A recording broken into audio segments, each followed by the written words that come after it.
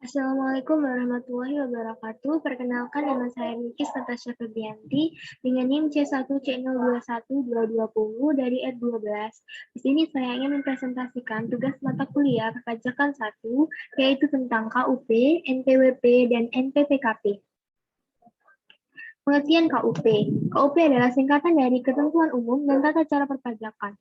Undang-Undang KUP memuat ketentuan umum dan tata cara perpajakan yang pada prinsipnya berlaku bagi undang-undang pajak material, kecuali dalam undang-undang pajak yang bersangkutan telah mengatur sendiri mengenai ketentuan umum dan tata cara perpajakannya.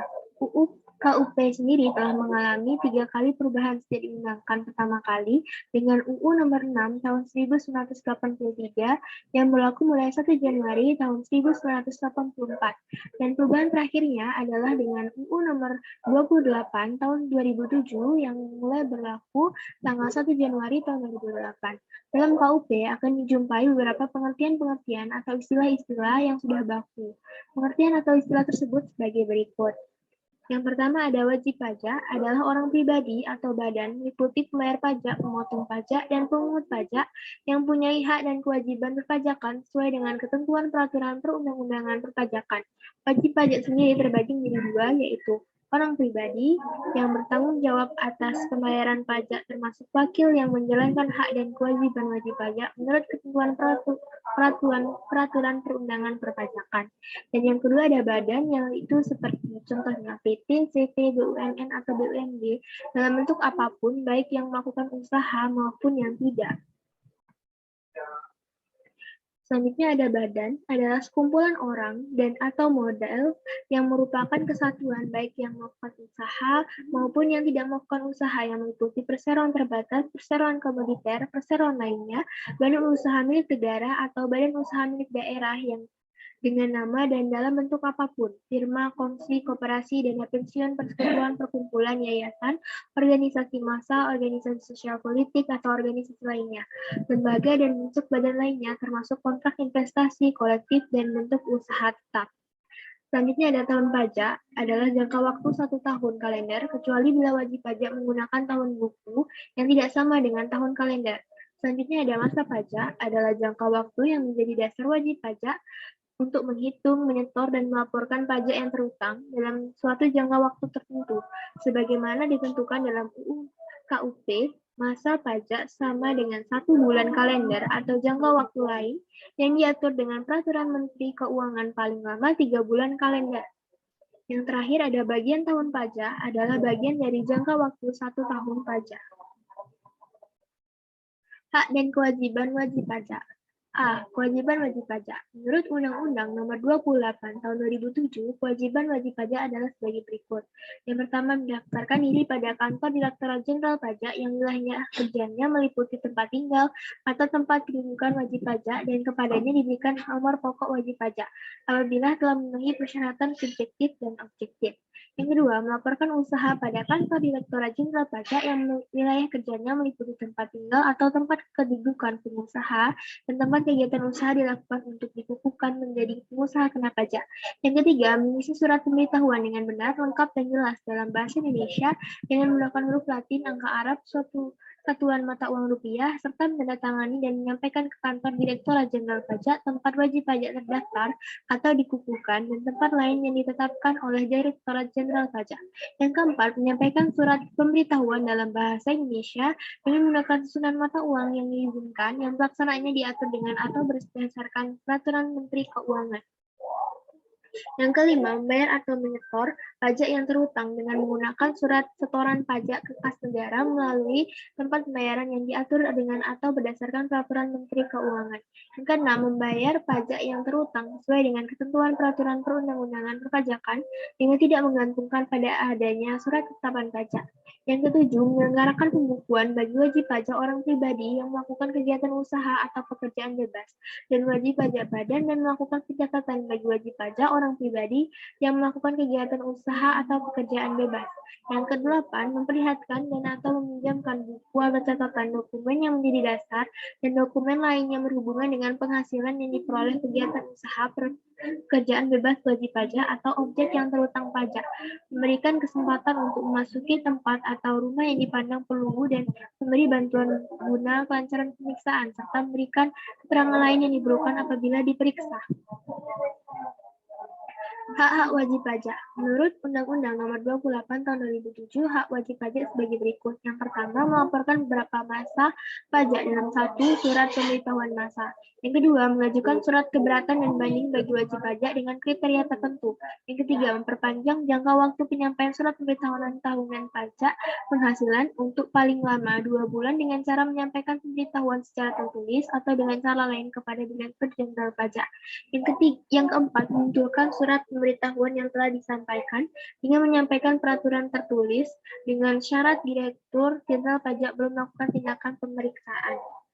Yang kelima, mengajukan permohonan pengembalian kelebihan pembayaran pajak. Yang keenam, mengajukan keberatan kepada Direktur Jenderal Pajak atas suatu surat ketetapan pajak kurang bayar, surat ketetapan pajak kurang bayar tambahan, surat ketetapan pajak nihil, surat ketetapan pajak lebih bayar, atau pemotongan atau pemungutan pajak oleh pihak ketiga berdasarkan ketentuan peraturan perundang-undangan pajakan. Yang ketujuh, mengajukan permohonan banding kepada Badan Peradilan Pajak atas surat keputusan keberatan. Yang kedelapan, menunjukkan surat seorang kuasa dengan surat kuasa khusus untuk menjalankan hak dan memenuhi kewajiban sesuai dengan ketentuan peraturan perundang-undangan perpajakan. Yang kesembilan, memperoleh pengurangan atau penghapusan sanksi administratif berupa bunga atau atas keterlambatan pelunasan kekurangan pembayaran pajak dalam hal wajib pajak. Menyampaikan pembetulan surat pemberitahuan tahunan pajak penghasilan sebelum tahun pajak tahun 2007 yang mengakibatkan pajak yang masih harus dibayar menjadi lebih besar dan dilakukan paling lama dalam jangka waktu 1 tahun setelah berlakunya UU Nomor 28 Tahun 2007.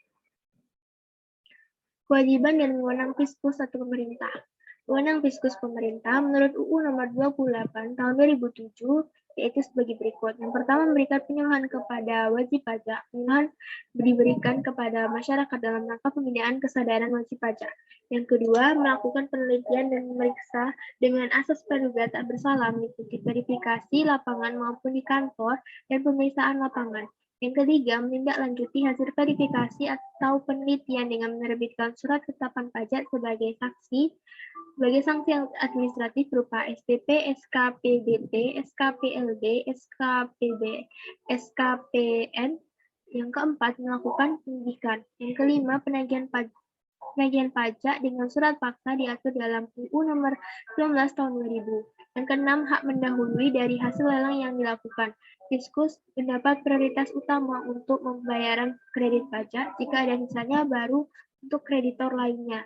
Yang ketujuh, hak mengurangi dan menghapus sanksi. Kewajiban Fiskus atau pemerintah. Fiskus sendiri memiliki dua kewajiban, yaitu kewajiban umum dan kewajiban khusus, yaitu sebagai berikut. Yang pertama ada kewajiban umum. Secara umum, kewajiban Fiskus adalah mengedukasi masyarakat dengan melakukan pembimbingan, penyuluhan, dan penerangan kepada wajib pajak agar mereka memiliki pengetahuan dan keterampilan untuk melaksanakan kewajiban perpajakan sesuai dengan peraturan perundang-undangan perpajakan yang berlaku, terutama wajib pajak agar lebih memahami apa saja pelaksanaan hak dan kewajiban terkait perpajakan. Yang kedua, kewajiban khusus, yaitu meliputi menerbitkan nomor pokok wajib pajak atau NPWP sementara dalam waktu 3 hari setelah formulir pendaftaran diterima. Menerbitkan NPWP dalam jangka waktu 3 bulan setelah formulir pendaftaran diterima, menerbitkan surat-surat keputusan atas pengukuhan pengusaha kena pajak sebagai wajib pajak pertambahan nilai dalam jangka waktu 7 hari sejak formulir pendaftaran diterima. Menerbitkan surat keputusan kelebihan pajak dalam jangka waktu 1 bulan setelah tanggal diajukannya surat keputusan kelebihan pajak oleh wajib pajak. Menerbitkan sebuah surat perintah untuk membayar kelebihan pajak dalam jangka waktu 1 bulan setelah diajukannya surat keputusan kelebihan pembayaran pajak. Menerbitkan surat keputusan angsuran atau penundaan pembayaran pajak dalam jangka waktu dari 3 bulan untuk angsuran atau penundaan surat ketetapan pajak, surat ketetapan pajak tambahan, serta surat pemberitahuan pajak dan dalam waktu 10 hari untuk pengurangan angsuran pajak penghasilan. memberikan suatu keputusan atas keberatan yang diajukan oleh wajib pajak dalam waktu 3 bulan sejak diterimanya surat permohonan keberatan, memberikan keputusan dan pengurangan atau penghapusan bunga denda, serta kenaikan dan pengurangan atau pembatalan terkait ketetapan pajak dalam waktu 3 bulan sejak tanggal penerimaan permohonan. Merahasiakan data atau informasi mengenai wajib pajak yang telah disampaikan. Pengertian NPWP dan NPWP. NPWP merupakan singkatan dari nomor pokok wajib pajak dalam hukum ketentuan umum dan tata cara perpajakan. NPWP adalah nomor yang diberikan kepada wajib pajak sebagai sarana dalam administrasi perpajakan yang dipergunakan sebagai tanda pengenal diri atau identitas wajib pajak dalam melaksanakan hak dan kewajiban perpajakannya. Sedangkan NPPKP adalah singkatan dari nomor pengukuhan pengusaha kena pajak, adalah nomor identitas yang dimiliki oleh wajib pajak yang telah dikukuhkan sebagai pengusaha kena pajak lewat surat pengukuhan PKP. Perbedaan dari NPWP dan NPPKP yaitu NPWP merupakan identitas wajib pajak bagi baik pribadi maupun badan yang merupakan identitas atau bukti kepesertaan dalam melakukan hak dan kewajiban perpajakan. Sedangkan NPPKP lebih menitik beratkan pada identitas wajib pajak perorangan atau badan yang terikat pada kewajiban perpajakan untuk PKP. 1. Fungsi NPWP. Fungsi pendaftaran dan pencantuman NPWP dan NPPKP. Yang pertama ada fungsi NPWP sebagai tanda pengenal diri atau identitas wajib pajak untuk menjaga ketertiban dalam pembayaran pajak dan dalam pengawasan administrasi perpajakan, menjaga ketertiban dalam pembayaran pajak dan pengawasan administrasi perpajakan untuk mendapatkan pelayanan dari instansi-instansi tertentu yang mewajibkan pencantuman NPWP dalam dokumen yang diajukan, misal dokumen impor, PPUD, PIUD. Syarat kredit bank, syarat pembuatan rekening koran di bank, pengajuan izin surat izin usaha perusahaan atau SIUP, pembuatan paspor, mengikuti lelang di instansi pemerintah, BUMN dan BUMD, tidak dikenakan pajak lebih tinggi untuk PPh 21, 20% lebih tinggi jika tidak memiliki NPWP, PPh 22 yang sifatnya tidak final, dan PPh 23, 1% lebih tinggi jika tidak memiliki NPWP. Yang kedua ada fungsi NPPKP sebagai identitas PKP yang bersangkutan selain tentunya NPWP sebagai penanda bagi PKP yang memiliki untuk melaksanakan hak dan kewajiban di bidang pajak pertambahan nilai atau PPN dan pajak penjualan atas barang mewah atau PPNBM sebagai pengawasan administrasi perpajakan. Sanksi dan hapusnya NPWP dan NPPKP. Yang pertama, sanksi NPWP dan NPPKP yaitu sebagai berikut. Setiap orang dengan sengaja tidak mendaftarkan diri atau menyalahgunakan dan atau tanpa hak NPWP atau pengukuhan PKP sehingga dapat merugikan dan pada pendapatan negara dipidana dengan pidana penjara paling singkat 6 bulan dan paling lama 6 tahun dan denda paling sedikit 2 kali jumlah pajak terutang yang tidak atau kurang bayar dan paling tinggi 4 kali jumlah pajak terutang yang tidak atau kurang bayar. Pidana tersebut di atas dapat ditambah 1 kali menjadi 2 kali sanksi pidana apabila seorang melakukan lagi tindak pidana di bidang perpajakan sebelum lewat 1 tahun terhitung sejak selesainya menjalani pidana penjara yang dijatuhkan. Setiap orang yang melakukan percobaan untuk melakukan tindak pidana menyalahgunakan dan menggunakan tanpa hak nomor pokok wajib pajak atau pengukuhan pengusaha kena pajak atau menyampaikan surat pemberitahuan dan atau keterangan yang isinya tidak benar atau tidak lengkap dalam rangka mengajukan permohonan restitusi atau melakukan kompensasi pajak atau pengkreditan pajak dipidana dengan pidana penjara paling singkat 6 bulan dan paling lama 2 tahun dan denda paling sedikit 2 kali jumlah restitusi yang dimohonkan dan atau kompensasi atau pengkreditan yang dilakukan dan paling banyak 4 kali jumlah restitusi yang dimohonkan dan atau kompensasi atau pengkreditan yang dilakukan. Yang kedua ada hapusnya NPWP. Penghapusan NPWP adalah tindakan menghapuskan NPWP dari administrasi kantor pelayanan pajak. Penghapusan NPWP dilakukan oleh Direktorat Jenderal Pajak apabila wajib pajak sudah tidak memenuhi persyaratan subjektif atau objektif sesuai dengan ketentuan peraturan perundangan perpajakan, wajib pajak badan dalam rangka likuidasi atau pembubaran karena penghentian atau penggabungan usaha, wanita yang sebelumnya telah memiliki NPWP dan menikah membuat perjanjian pemisahan harta dan penghasilan, wajib pajak bentuk usaha tetap menghentikan kegiatan usahanya di Indonesia, dianggap perlu oleh Direktur Jenderal Pajak untuk menghapuskan NPWP dari wajib pajak yang sudah tidak memenuhi persyaratan subjektif atau objektif sesuai dengan ketentuan peraturan perundang-undangan perpajakan. Yang terakhir, hapusnya NPWP. Direktur Jenderal Pajak karena jabatan atau atas permohonan wajib pajak dalam melakukan pencabutan pengukuhan pengusaha kena pajak. Pencabutan pengukuhan pengusaha kena pajak dapat dilakukan dalam hal PKP pindah alamat ke wilayah kerja kantor pelayanan pajak lain, sudah tidak memenuhi persyaratan sebagai PKP termasuk PKP jumlah peredaran dan atau penerimaan bruto untuk suatu tahun buku tidak melebihi batas jumlah peredaran dan atau penerimaan bruto untuk pengusaha kecil. PKP telah dipusatkan tempat urutannya pajak pertambahan nilai di tempat lain, dan yang terakhir PKP menyalahgunakan pengukuhan PKP. Sekian dari presentasi saya. Apabila ada kesalahan saya mohon maaf. Wassalamualaikum warahmatullahi wabarakatuh.